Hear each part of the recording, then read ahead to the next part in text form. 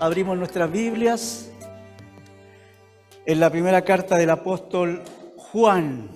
Ya estamos llegando casi al final de la carta.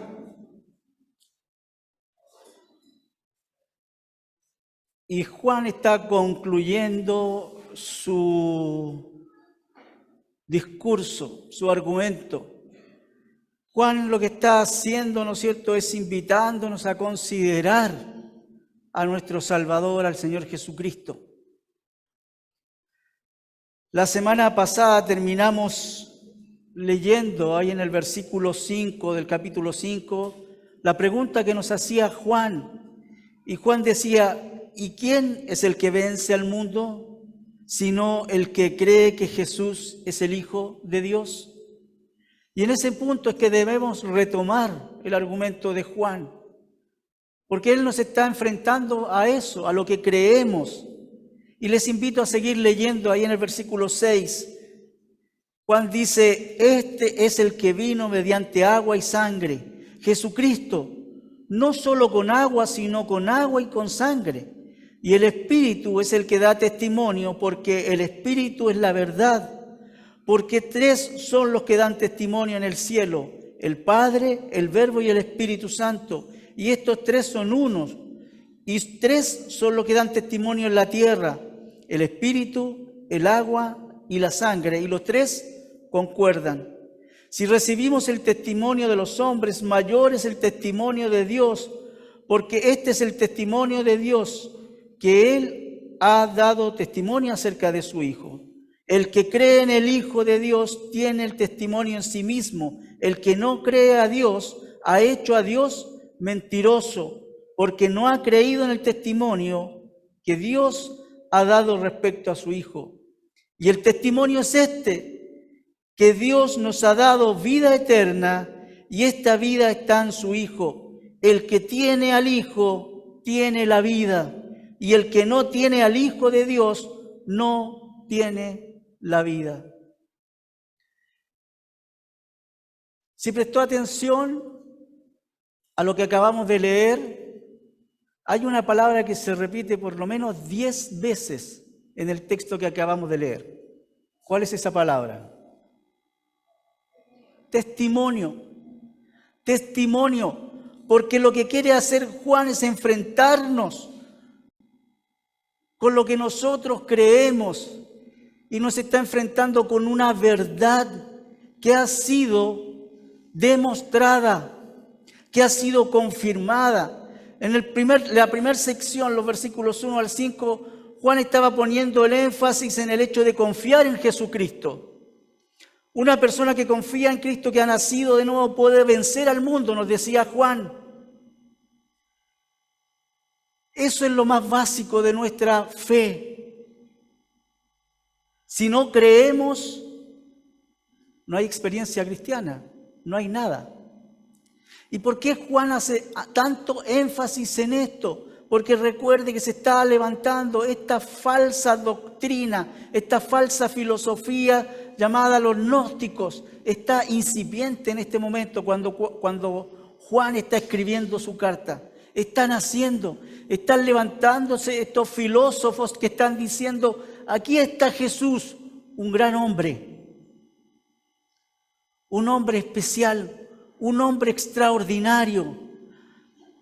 Pero ¿sabe qué estaban diciendo aparte de eso? Que este Jesús se volvió especial cuando se levantó de las aguas del bautismo y el Espíritu Santo vino sobre él. Ahí dejó de ser una persona para convertirse en el Cristo. Y mostró quién era.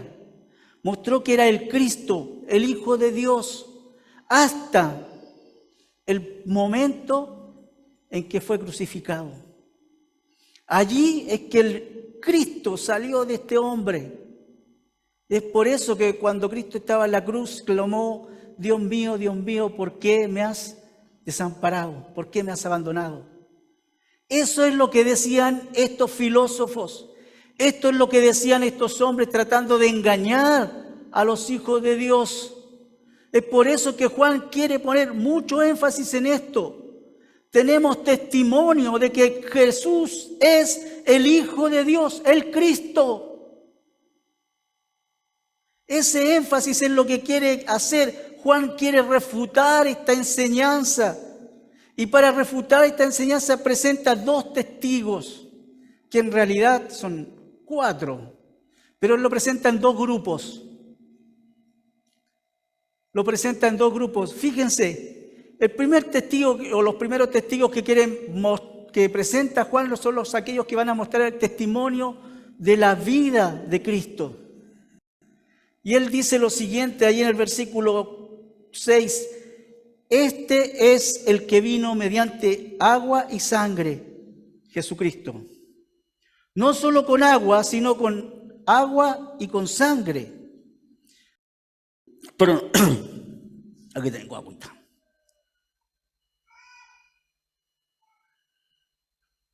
Ahora sí, ¿se me escucha bien?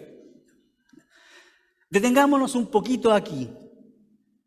Fíjense porque Juan está presentando a Cristo y dice este, y después lo ratifica cuando dice Jesucristo.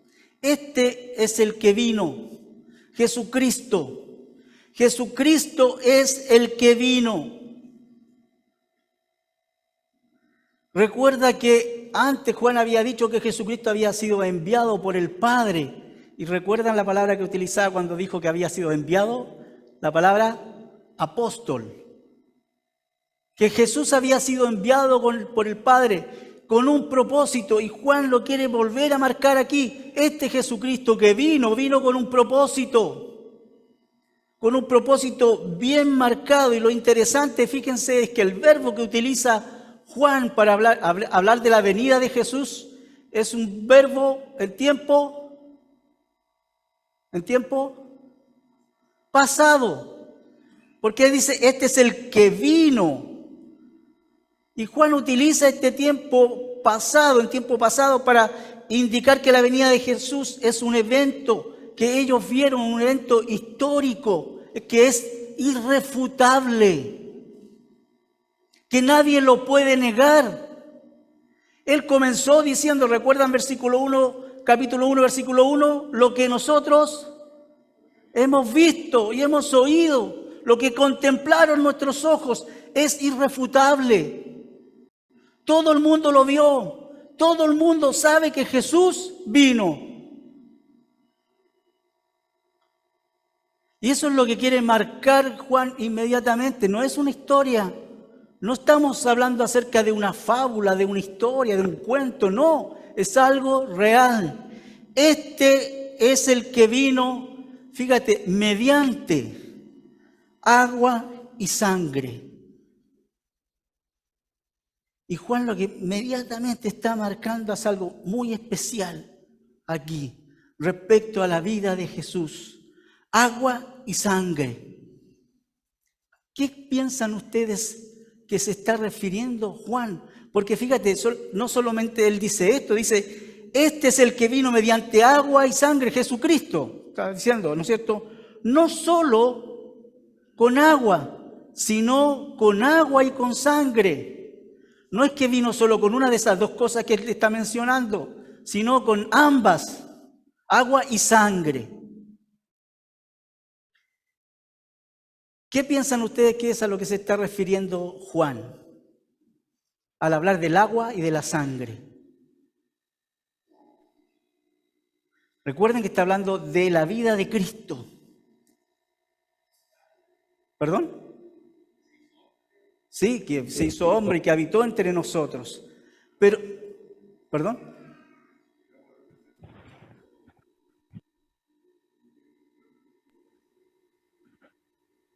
Muy bien, hermano Jesús. Muy bien. El agua representa algo.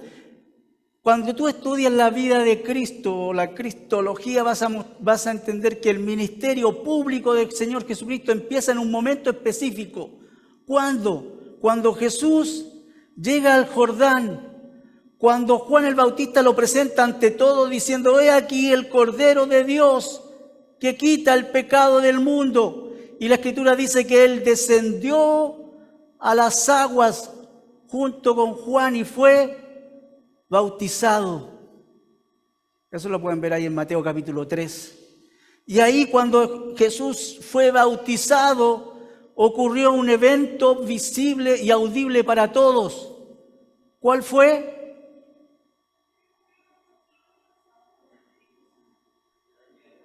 El Espíritu Santo dice que descendió en forma de paloma.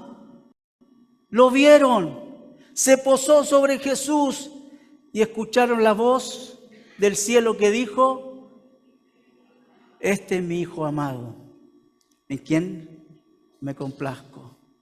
El agua muestra el inicio del ministerio público del Señor Jesucristo.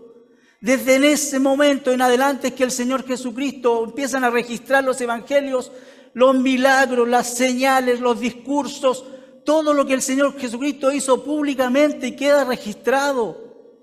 Si marcamos el agua como el momento del bautismo de Jesús y el inicio de su ministerio público en esta tierra, ¿qué es la sangre? Me encanta cuando escucho esto, por murmullo nomás. ¿Qué es la sangre? El término de su ministerio público. ¿Y cuándo termina el ministerio público sobre esta tierra de Cristo? En la crucifixión. Agua y sangre. Agua y sangre. Lo que está haciendo Juan es marcar toda la vida del Señor Jesucristo, su vida pública, su vida en esta tierra. Este es el que vino mediante agua y sangre, Jesucristo, no solo con agua, sino con agua y sangre. Les vuelvo a insistir, lo que Juan está hablando y remarcando es que no podemos hacer énfasis solo en una cosa. Ambas cosas son importantes, el comienzo y el fin, y todo lo que hay en el centro, ¿no es cierto?, en el medio. Es importante entender que el Señor Jesucristo no es que comenzó a ser Dios en este momento, ¿sí? No es que comenzó a ser Dios cuando vino el Espíritu Santo sobre Él. Y no es que dejó de ser Dios cuando murió en la cruz. Jesucristo nació allí en Belén siendo Dios, siendo el Hijo de Dios. Y eso es lo que Juan quiere mostrar.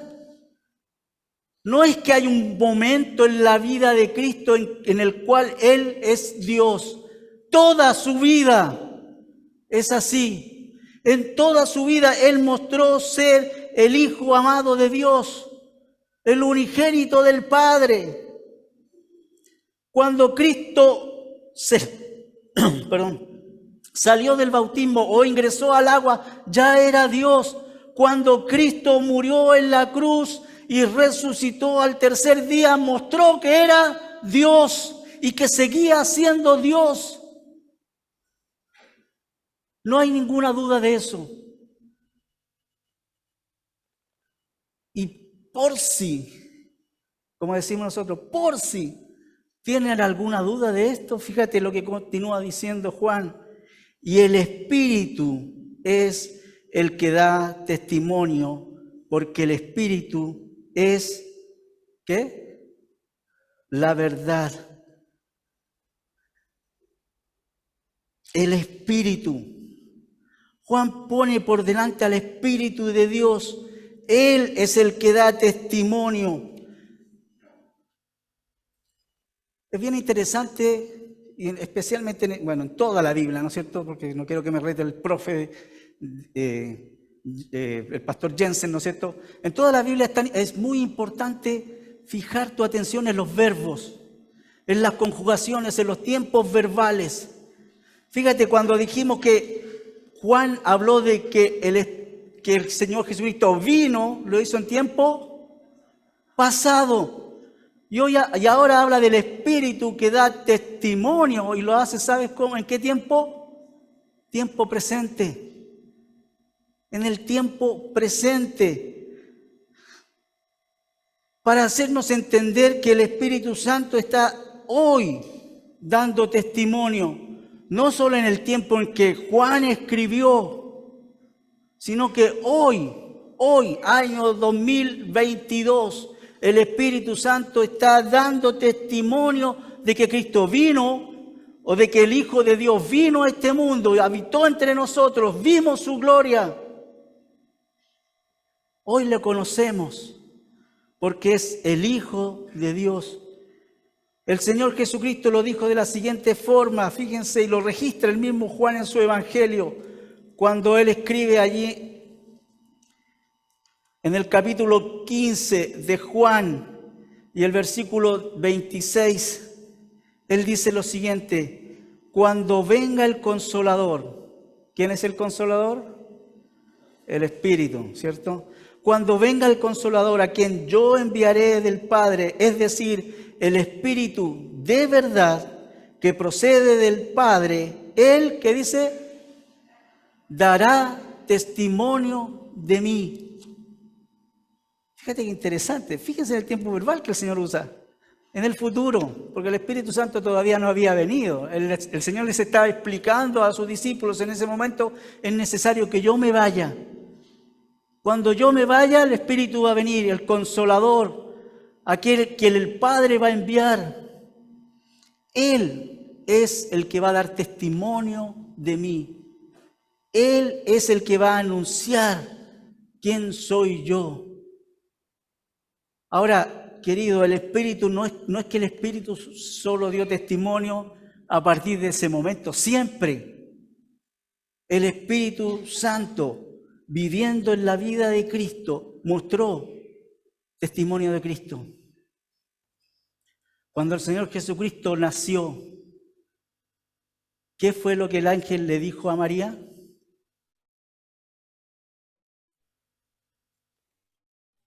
El Espíritu Santo vendrá sobre ti. ¿Qué le dijo a José? Ya tienen que empezar a memorizarlo, porque ya se viene la Navidad, tienen que empezar a recordar estos versículos, ¿sí? Porque pasamos el 18 y ya se viene la Navidad enseguida, así que, ¿sí? Prepárense. ¿Qué es lo que le dice José? ¿O qué le dice el ángel a José? No temas recibir a María porque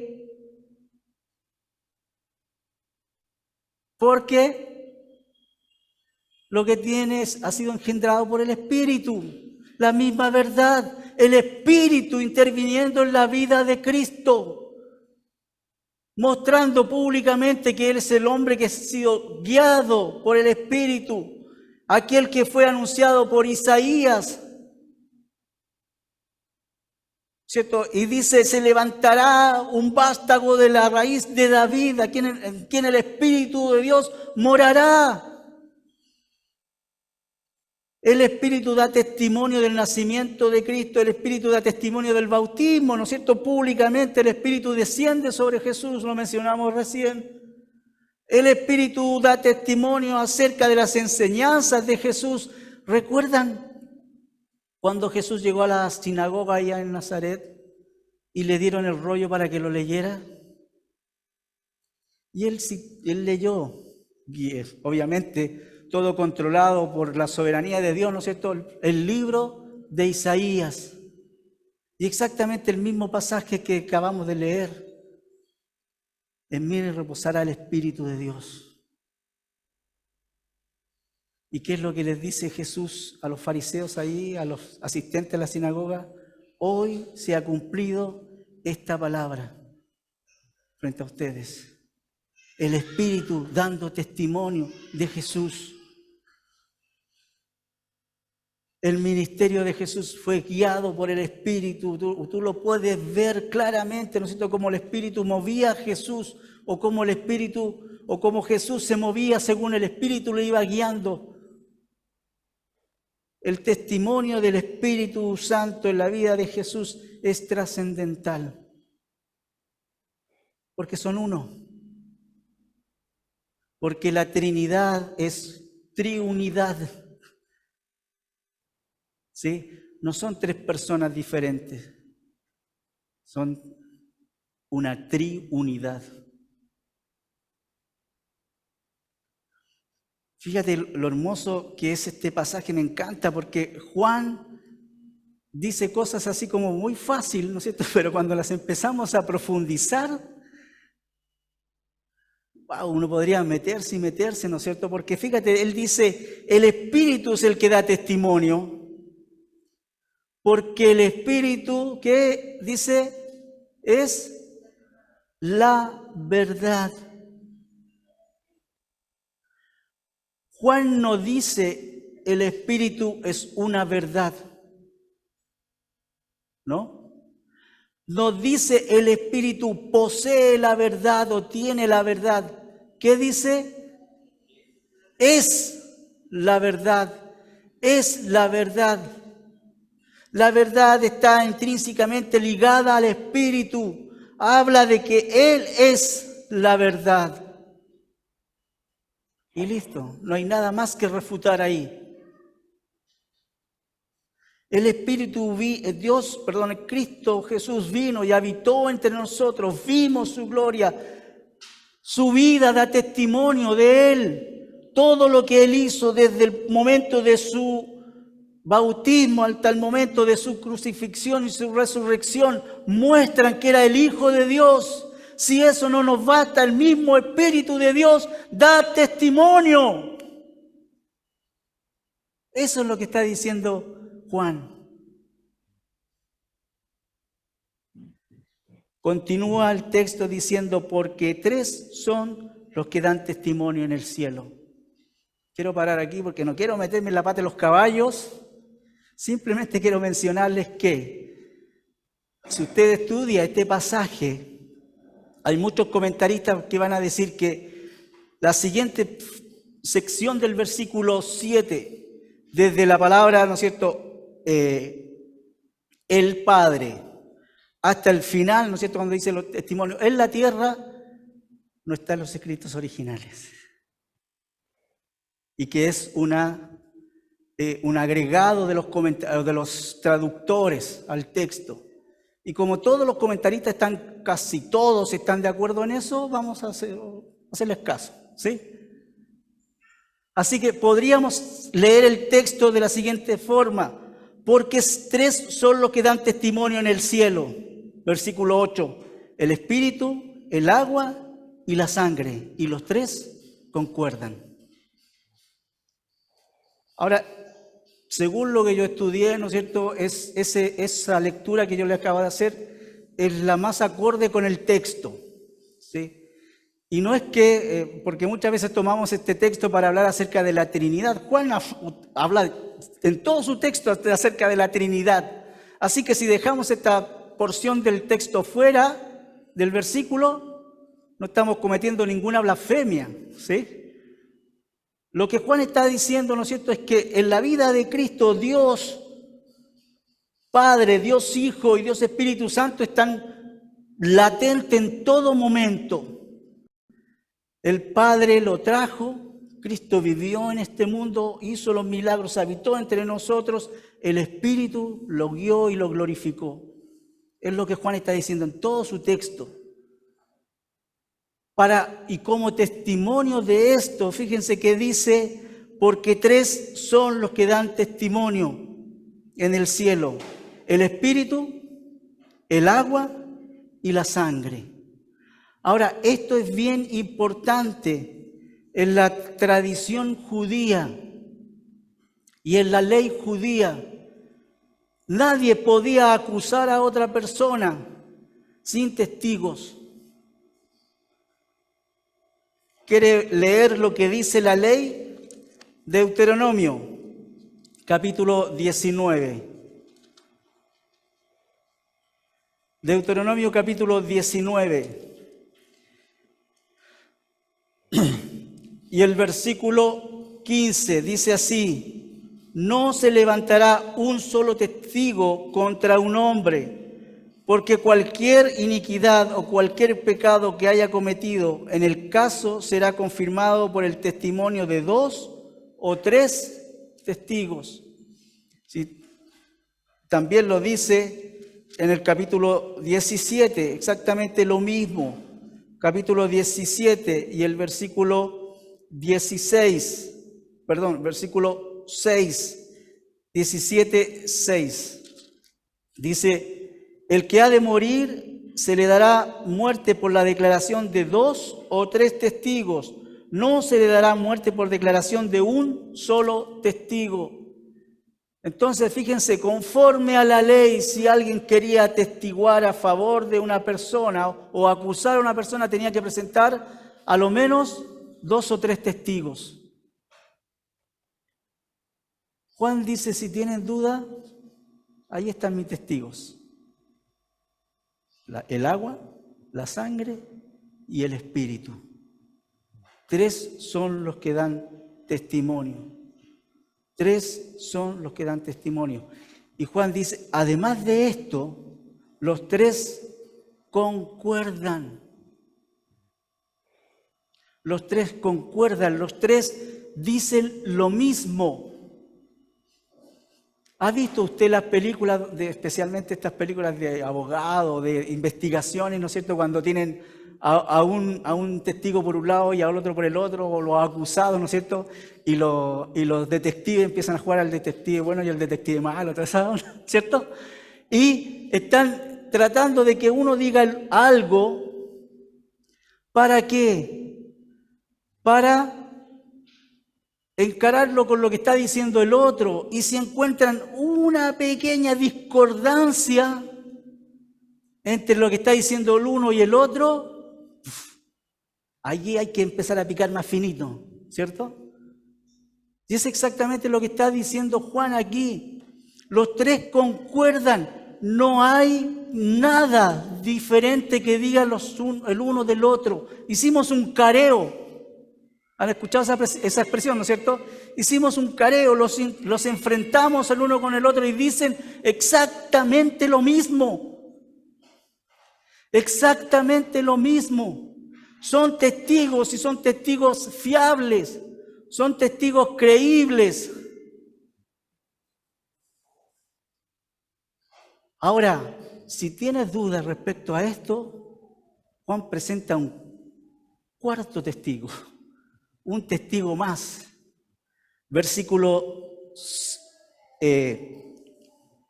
9, ¿sí? 9. Si recibimos el testimonio de los hombres, mayor es el testimonio de Dios, porque este es el testimonio de Dios, que Él ha dado testimonio acerca de su Hijo. El que cree en el Hijo de Dios tiene el testimonio en sí mismo, y el que no cree a Dios ha hecho a Dios mentiroso, porque no ha creído en el testimonio que Dios ha dado respecto a su Hijo. Dice Juan, fíjense, si estamos en una corte y tú crees al testimonio de un hombre, o de 3 o de 2 hombres, ¿cuánto más a Dios? ¿Cuánto más le creemos a Dios? Él es la verdad, Él es el Dios excelso por sobre todos. Entonces, si le damos cabida al testimonio de un hombre, ¿cuánto más a Dios? Mayor es el testimonio de Dios. Mayor es el testimonio de Dios, porque este es el testimonio de Dios. El testimonio que solo Dios da de Jesús. El testimonio divino es infinitamente más creíble que el de cualquier otro hombre. Hay algunos comentaristas que incluso, ¿no es cierto?, dicen que en este mismo argumento Juan se presenta así como un hombre, y diciendo, si ustedes me creen a mí, que soy un simple hombre, ¿cuánto más a Dios? ¿Cuánto más a Dios? El Señor Jesucristo dijo lo siguiente allí en Juan capítulo 5. ¿Recuerdan el pasaje donde Juan envía a preguntar a Jesús, ¿eres tú el que estamos esperando? Y se presenta frente a estos fariseos, ¿no es cierto?, y los líderes religiosos, y tiene esta conversación en medio de todo el tumulto de gente, ¿no es cierto? Y dice el Señor Jesucristo, si yo solo doy testimonio de mí mismo, mi testimonio no es verdadero. ¿Recuerdan qué decía la ley? Otros tenían que dar testimonio, yo no. Si yo digo lo que bueno que soy, No funciona así. Otro es el que da testimonio de mí, y yo sé que el testimonio que de mí da es verdadero. Y aquí está hablando de Juan. Juan es el que estaba dando testimonio de él, y dice después, pero el testimonio que yo tengo es mayor que el de Juan. Juan el Bautista estoy hablando, ¿sí? Las mismas obras que yo hago dan testimonio de mí. Estoy resumiendo algunos pasajes, ¿sí? Dice, y el Padre que me envió, ese ha dado testimonio de mí.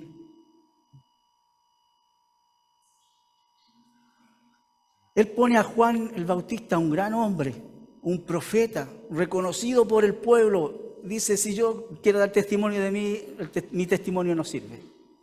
Aquí está el testimonio de Juan, un hombre poderoso, un hombre reconocido por todos como un profeta de Dios. Pero ¿sabes qué? Ese testimonio todavía no es suficiente. Mis obras dan testimonio. Ustedes ven mi vida, todo lo que he hecho en esta vida dan testimonio de lo que yo soy, de lo que yo digo. Todavía le falta un poquito. ¿Quién completa este testimonio? El Padre, Dios. Dios el Padre es el que da testimonio del Hijo. Ahora fíjense qué interesante, seguimos con los tiempos verbales. Recuerdan que al principio Él habló que Jesús vino en tiempo presente. ¿Sí? Perdón, que Él vino en tiempo pasado. ¿Sí? Habla de estos que dan testimonio en tiempo presente. El Espíritu da testimonio en tiempo presente. Ahora dice, fíjense, versículo 9. Recibimos el testimonio de los hombres. Mayor es el testimonio de Dios, porque este es el testimonio de Dios, que Él ha dado testimonio acerca de su Hijo. Tiempo pasado. Tiempo pasado. El Señor dio testimonio público de quién era Jesús, de quién era su Hijo. Lo hizo en forma pública y audible. Fíjense qué maravilloso. Esto es impresionante, porque muchas veces los gnósticos creían en Dios a su forma, ¿no es cierto?, en su Dios, y lo veían como un ser lejano, un ser a quien teníamos que alcanzar, un ser a quien con el cual o por el cual teníamos que trabajar para llegar a ser como Él. Pero Juan está presentando a un Dios que es cercano, a un Dios que le vemos, a un Dios que podemos contemplar, a un Dios que podemos oír. ¿Cuándo el Señor o cuándo el Padre dio testimonio público de Jesús? Ya dijimos un evento aquí, en el bautismo, ¿cierto? Se escuchó la voz de Dios que dijo, este es mi Hijo amado. ¿En qué otro momento de la historia o de la vida de Jesús escuchamos un testimonio audible de Dios? En la transfiguración. ¿Recuerdan en ese momento donde el Señor Jesucristo tomó a sus discípulos, los más cercanos a Él, Pedro, Juan y Jacobo, y se fue con ellos al monte y se transfiguró delante de ellos? ¿Y quiénes estaban a su lado? Moisés y Elías, y estaban hablando acerca de la resurrección. Y el Señor Jesucristo se transformó y los discípulos lo pudieron ver parte de la gloria de Dios. ¡Qué maravilloso! Y es ahí donde ellos escucharon, y particularmente Juan, que es el que está escribiendo, audible la voz de Dios que dijo, este es mi Hijo amado. ¿Qué mayor testimonio que eso? ¿Qué mayor testimonio que eso? El mismo Dios diciendo, este es mi Hijo. En Él confiad. En Él confiad. Pero ¿qué es lo que hace el hombre con el testimonio de Dios? Dice, el que cree en el Hijo de Dios tiene el testimonio en sí mismo. El que no cree a Dios, ha hecho a Dios mentiroso, porque no ha creído el testimonio de Dios que Dios ha dado respecto a su Hijo. Estos hombres que rechazan el testimonio de Dios tienen dos graves problemas.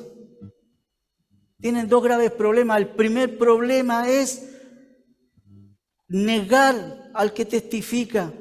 Lo que Juan está diciendo es que si yo no creo lo que él está testificando, lo que él está diciendo, estoy diciendo que él es un mentiroso. No le creo, está mintiendo. Ojo, ¿a quién está llamando mentiroso? A Dios. A Dios. Juan ya había mostrado que esto es una práctica entre los gnósticos y esta línea de pensamiento, ¿no es cierto? Porque ya en el capítulo 1 ellos habían dicho, yo no soy pecador. Cuando Dios dijo que sí, todos somos pecadores, estaban diciendo que Dios miente. Fíjate, si tú no crees el testimonio de Dios, estás haciendo a Dios mentiroso, estás llamando a Dios mentiroso, estás testificando una mentira. Y el segundo gran problema es su propia incredulidad. Su propia incredulidad. Quien no cree a Dios es un rebelde, es un enemigo de Dios, es aquel que decide no creer, que se levanta en contra de Dios y desprecia la invitación que Dios nos está haciendo. Qué terrible, ¿no es cierto? Porque rechazar el testimonio sobre la deidad de Cristo es rechazar a Dios. Rechazar el testimonio de Dios sobre su Hijo es situarse en un estado de condenación eterna. Eso es lo trascendental en esto. Cuando tú le dices a Dios que no le crees, estás autocondenándote a vivir separado eternamente de Dios. Juan presenta a estos testigos el testimonio de la vida de Cristo, ratificado por el agua, la sangre y el Espíritu. El testimonio de Dios mismo, diciendo, este es mi Hijo amado. Pero finalmente, fíjate, para dejarnos claro, Juan nos muestra qué es lo que se está testificando. Versículo 11, y el testimonio es este. ¿Qué están diciendo estas personas o estos seres, no sé cómo quiera llamarlo, ¿no es cierto? ¿Qué están diciendo? El testimonio es este, que Dios nos ha dado vida eterna y esta vida está en su Hijo. Eso es lo que debemos creer, que Dios nos da la vida eterna, el regalo de Dios, el don de Dios es la vida eterna. Y esta vida eterna está en el Hijo. Fíjense que lo que está haciendo Juan es destacar esto maravilloso, que es un regalo de Dios. No es algo que yo merezco. Pablo lo decía en Efesios capítulo 2, porque por gracia sois salvos por medio de la fe, y esto no de vosotros, pues es un don de Dios, un regalo de Dios. Yo no puedo hacer nada por mi salvación, no la merezco, no merezco la salvación. Pero también, ¿no es cierto?, yo no puedo hacer nada por ganar la salvación, porque es lo que Dios nos ha dado. Es lo que Dios nos ha dado. Maravilloso, porque Juan se incluye aquí. ¿Te das cuenta o no? En el texto él dice que nos ha dado. Se incluye en este regalo. Yo quiero ponerme ahí y recibir el regalo también. Yo no puedo hacer nada por mi salvación, porque no me la merezco. ¿Qué es lo que merecemos? La condenación, la separación eterna de Dios. Mas Dios muestra su amor para con nosotros, en que siendo aún pecadores, Cristo murió por nosotros. Y es por eso que Juan termina haciendo esta esta conclusión maravillosa, ¿no es cierto?, presentando estas dos formas de pensar, de pensamiento, diciendo: el que tiene al Hijo, tiene la vida. Y el que no tiene al Hijo de Dios, no tiene la vida. Tan simple como eso. Tan simple como llegar a esta conclusión maravillosa diciendo que todo aquel que cree tiene la vida, porque Jesús es la vida. Si tú recibes a Jesús, estás recibiendo la vida. Pero aquel que rechaza a Jesús, rechaza la vida. Rechaza la vida. Prefiere caminar y ser un muerto. Por eso es tan trascendental, querido, entender qué es lo que creemos. Jesús no tan solo fue un buen hombre. Jesús no tan solo fue un hombre que hizo muchos milagros. Jesús no tan solo fue un buen orador que dio hermosos discursos. Jesús fue, es y será Dios. Es lo que nos dice Juan. A eso es lo que debemos creer. Eso es lo que debemos creer. Si tú realmente crees en que Jesús vino a este mundo y vivió entre nosotros, vimos su gloria como el unigénito, llegó a la cruz, murió y al tercer día se levantó siendo el Salvador de cada uno de nosotros, eres salvo. Tienes la vida eterna. En muy pocas palabras que dice Juan y muy simples, si no lo crees, eres un muerto. No tienes vida. Tu fin es la separación eterna de Dios.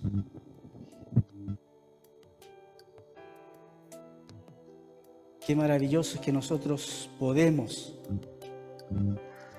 conocer perfectamente cuál es nuestro destino y evaluar nuestras vidas respecto a qué estamos haciendo o qué hicimos con el regalo que Dios nos dio. ¿Lo aceptamos o lo rechazamos?